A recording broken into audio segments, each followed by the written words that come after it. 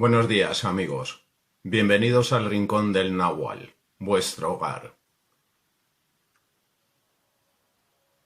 Eran los dueños de un imperio poderoso. Su fama de guerreros había cruzado fronteras y, sin embargo, se rindieron casi sin luchar ante los conquistadores españoles. ¿Cómo pudo ocurrir?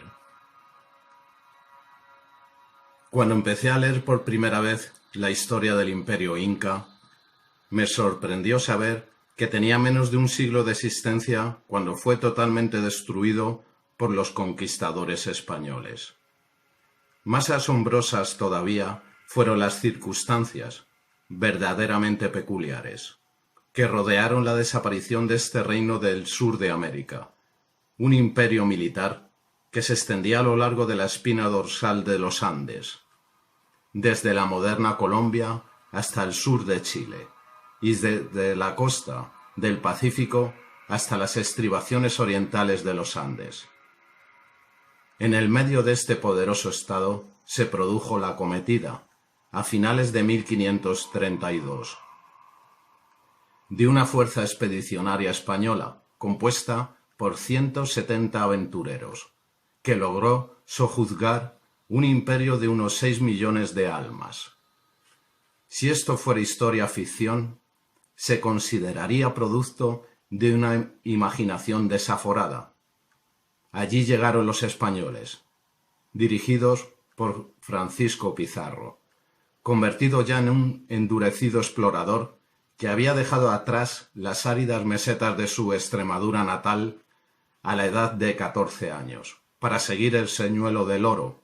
Lo mismo que su jefe, aquellos hombres eran hidalgos empobrecidos, procedentes de linajes guerreros demasiado orgullosos para el trabajo manual, pero también demasiado oscuros como para entrar al servicio del rey. Hombres cuyos antepasados no muy lejanos habían sido el azote de los sarracenos. Formaron los tercios españoles, los combatientes más temidos de Europa, orgullosos, implacables, armados con una ligera cota de malla, a lomos de enormes caballos de guerra y blandiendo espadas de acero templado en Toledo. Eran los ángeles de la muerte de Europa, intrépidos, gallardos, despiadados y, sobre todo, pobres. Pizarro comprendía a sus hombres. Después de haber desembarcado en la costa norte de Perú, tras varias expediciones fracasadas, después de algunas semanas de escaramuzas indecisas e incursiones que les permitieron apoderarse de joyas, de oro y escuchar historias sobre la existencia de muchas más en el imperio en las montañas, Pizarro se dio cuenta de que no le quedaba más remedio que lanzarse hacia lo desconocido. Sus hombres podían soportar penalidades físicas, temor, incertidumbre y peligro, pero para ellos sería insoportable observar una vacilación en el propósito que los había llevado hasta allí. El gran historiador William Prescott comentó acerca de los conquistadores que no podía comprenderse el papel español en la conquista de Perú a menos que se comprendiera que los españoles no eran unos fariseos. Para ellos, la búsqueda de Dios, oro y gloria era una empresa sin fisuras. Motivados de este modo, 120 jinetes y 50 infantes iniciaron la ascensión del macizo andino. Lo que no sabían, a medida que subían, era que, por encima de ellos, se estaba llegando al momento culminante de una gran guerra civil.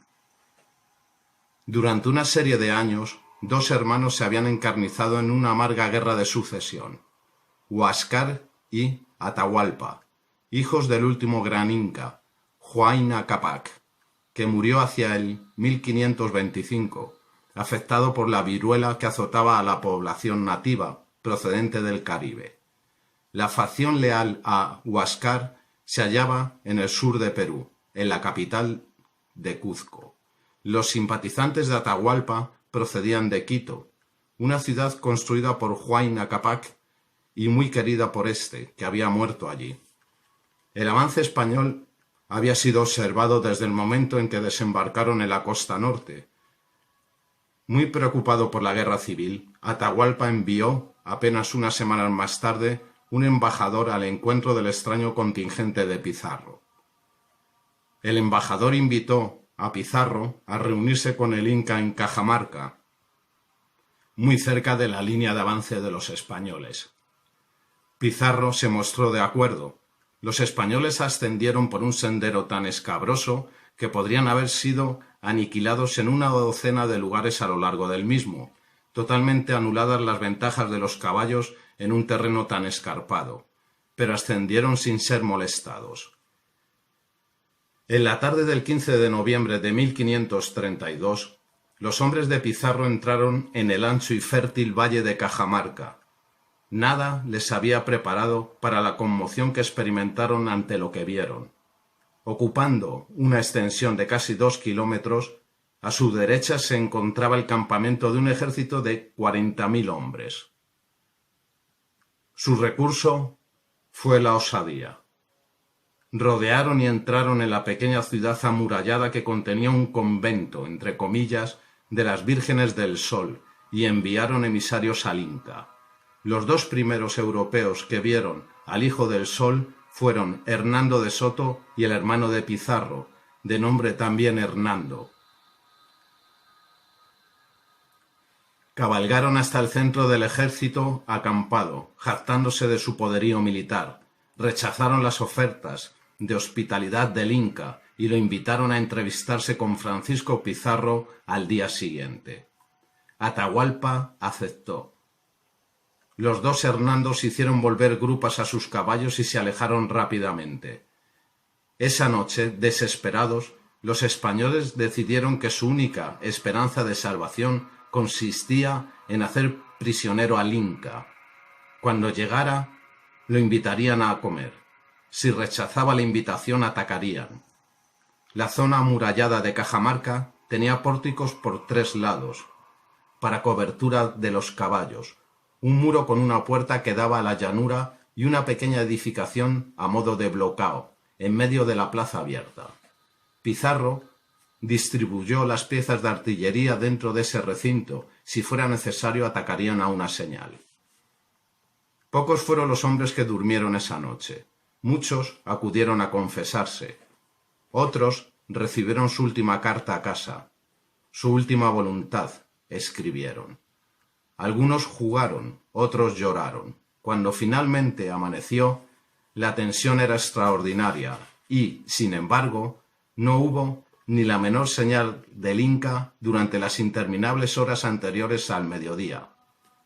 A primera hora de la tarde, el ejército del Inca empezó a cubrir la llanura. Este proceso se prolongó a lo largo de varias horas, durante las cuales los españoles tuvieron oportunidad de tomar conciencia de sus pocas posibilidades. Finalmente apareció el Inca, transportado en un palanquín. Una escolta de 6.000 hombres desarmados avanzó por la entrada, hacia la plaza.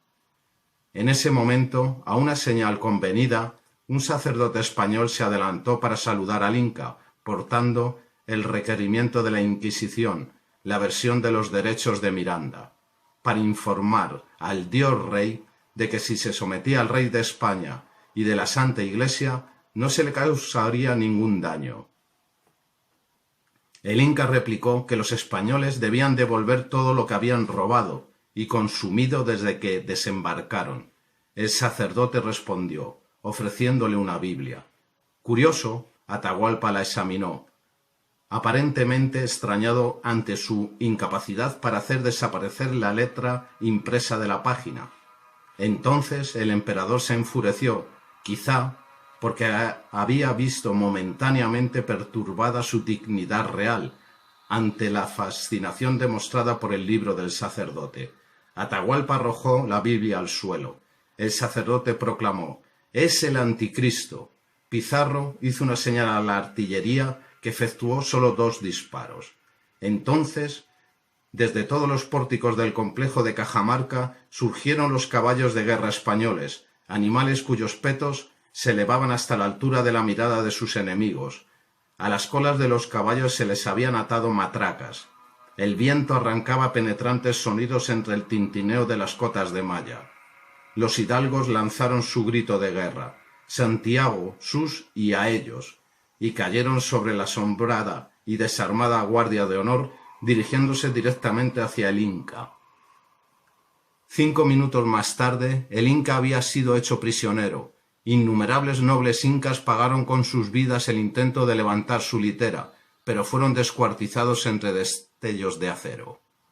Cuando el Inca cayó prisionero, fue tal el pánico que se apoderó del resto de la guardia que se precipitaron hacia la única y estrecha salida de la plaza, y su mismo peso derribó la pared de adobe, de más de 1,5 metros de espesor. La vista del ejército del Inca sobre la llanura era la del más absoluto caos. Sus compañeros huyeron para salvar sus vidas, perseguidos por 120 guerreros, cuyas monturas pisoteaban montones de muertos por asfixia. El ejército inca rompió su formación y huyó. Los españoles se lanzaron a la carga por la llanura de Cajamarca, en su persecución. Mataron hasta que se hizo demasiado oscuro para ver.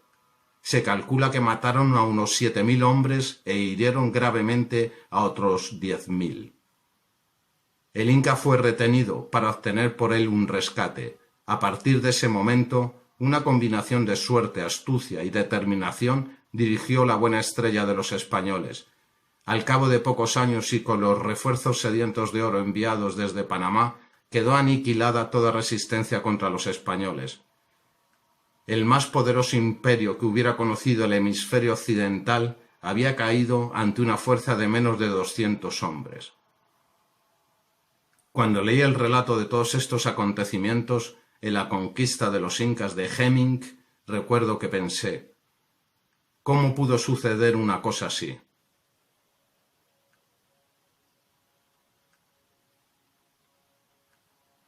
Este canal te sugiere que no creas nada, ni siquiera este canal para no creer, sino para cuestionar, explorar, dudar y descubrir por ti mismo cuál es la verdad.